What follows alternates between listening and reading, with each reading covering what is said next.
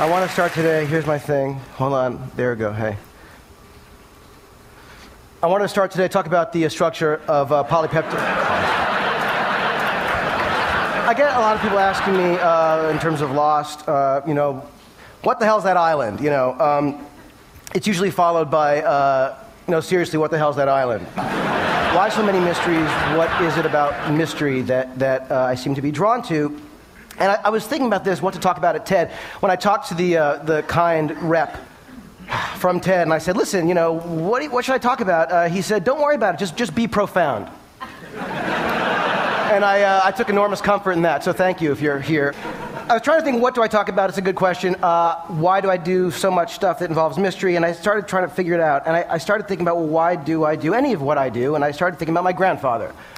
I loved my grandfather. Harry Kelvin was his name, my mother's father. He died in 1986. He was an amazing guy. And one of the reasons he was amazing, after World War II, he began an electronics company. He started selling surplus parts, kits to schools and stuff.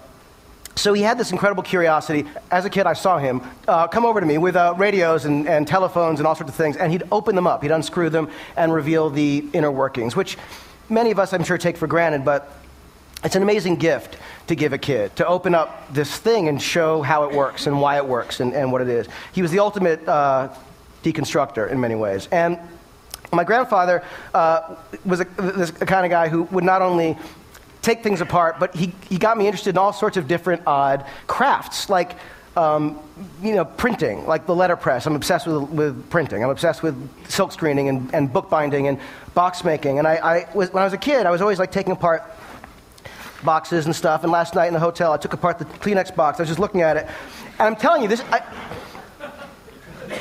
it's a beautiful thing, I swear to God. I mean, when you look at the box and you sort of see how it works. Reeves is here, and I met him years ago at a book fair. He does pop-up books, and I'm obsessed with like engineering of paper, but like the scoring of it, the printing of it, where the thing gets glued, you know, the registration marks for the ink. I just love boxes. My grandfather was sort of the guy who, you know, kind of got me into all sorts of these things. He would also supply me with tools. He was this amazing encourager, this patron sort of, to make stuff. And he got me a Super 8 camera when I was 10 years old. And in 1976, that was sort of an anomaly to be a 10-year-old kid that had access to a camera. And, you know, he was so generous. I couldn't believe it. He wasn't doing it entirely without some manipulation. I mean, I would call him and I'd be like, listen, Grandpa, I really need this camera. You don't understand. This is like, I want to make movies. I'll get invited to TED one day. This is like, and you know, and my grandmother was the greatest because she'd be like, you know, she'd get on the phone and she'd be like, Harry, it's better than the drugs. He should be doing this. She was fantastic. So I found myself getting this stuff thanks to her assist, and suddenly, you know, I had a synthesizer when I was 14 years old. This kind of stuff, and it let me make things, which to me was sort of the dream. He sort of humored my obsessions with other things too, like magic. The thing is, we'd go to this magic store in New York City called Lou Tannen's Magic. It was this great magic store. It was a crappy little building in Midtown, but you'd be in the elevator would open, there'd be this little small magic store, you'd be in the magic store, and it was a magical place. So I got all these sort of magic tricks. Oh, here, I'll show you this kind of thing. So it'd be like, you know, right? Which is good, but now I can't move. Now I have to do the rest of the thing. I'm like this. I'm like, oh, wow, look at my computer over there. Anyway. So one of the things that I bought at the magic store was this. Tannen's Mystery Magic Box. The premise behind the Mystery Magic Box was the following. $15 buys you $50 worth of magic, which is a savings. Now, I bought this decades ago, and I'm not kidding. If you look at this, you'll see it's never been opened. But I've had this forever. Now, I was looking at this, it was in my office, and as it always is, on the shelf, and I was thinking, why have I not opened this? And why have I kept it? Because I'm not a pack rat, I don't keep everything, but for some reason I haven't opened this box. And I felt like there was a key to this somehow, in talking about something at TED that I haven't discussed before and bored people elsewhere. So I thought, maybe there's something with this. I started thinking about it, and there was this giant question mark. I love the design, for what it's worth, of this thing. And I started thinking, why haven't I opened it? And I realized that I haven't opened it because it represents something important to me. It represents my grandfather. Am I allowed to cry at TED? Because no, I'm not going to cry. But the thing is that it represents infinite possibility. It represents hope. It represents potential. And what I love about this box, and what I realized I sort of do in whatever it is that I do, is I find myself drawn to infinite possibility and that sense of potential. And I realize that mystery is the catalyst for imagination. Now, it's not the most groundbreaking idea, but when I started to think that maybe there are times when mystery is more important than knowledge, I started getting interested in this. And so I started thinking about Lost and the stuff that we do, and I realized, oh my God, like mystery boxes are everywhere in what I do. And how, in the creation of Lost, Damon Lindelof and I, who created the show with me, we were basically tasked with creating this series that we had very little time to do. We had 11 and a half weeks to write it, cast it, crew it, shoot it, cut it, post it, turn it in, 2-hour pilot. So it was not a lot of time. And that sense of possibility, what could this thing be? There was no time to develop it. I'm sure you're all familiar with those people who tell you what you can't do and what you should change. And there was no time for that, which is kind of amazing.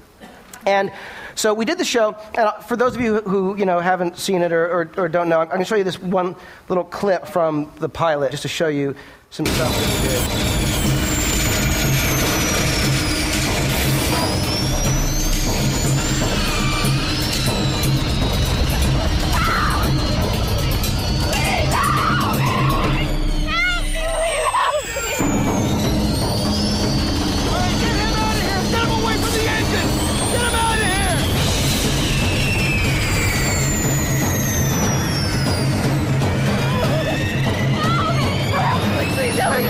Contractions. How many months pregnant are you? I'm nearly 8 months. And how far apart are they coming? I don't know. A few just happened.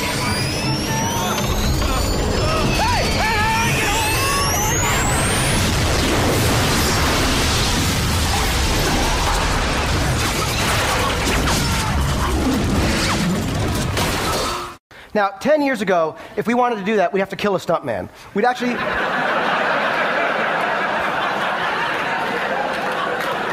It would be harder. It would take two would be a bitch. So the amazing thing was we were able to do this thing, and part of that was the amazing availability of technology, knowing we could do anything. I mean, we could never have done that. We might have been able to write it. We wouldn't have been able to depict it like we did. And so part of the amazing thing for me is, in the creative process, technology is like mind-blowingly inspiring to me. I realized that blank page is a magic box. It needs to be, filled with something fantastic. I used to have the Ordinary People script, and I'd flip through it. The romance of the script was amazing to me. And when it would inspire me, I wanted to try and fill pages with the same kind of spirit and thought and emotion that script did. So that is, I love Apple computers. I'm obsessed. So the Apple computer, like the PowerBook, this computer, right, like it challenges me. It basically says, what are you going to write worthy of me? Like I feel this, I'm compelled. And I often am like, dude, today I'm out. I got nothing, So there's that. In terms of the content of it, you look at stories, you think, well, what are stories but mystery boxes? There's a fundamental question. In TV, the first act is called the teaser. It's literally the teaser. It's the big question. So you're drawn into it. And then, of course, there's another question, and it goes on and on and on. I mean, look at, like, Star Wars. You got the droids. They meet the mysterious woman. Who's that? We don't know. Mystery box, Then you meet Luke Skywalker. He gets the droid. You see the holographic image. You learn, oh, it's a message. She wants to, find Obi-Wan Kenobi. He's her only hope. But who the hell is Obi-Wan Kenobi? Mystery box. So then you go, and he meets Ben Kenobi.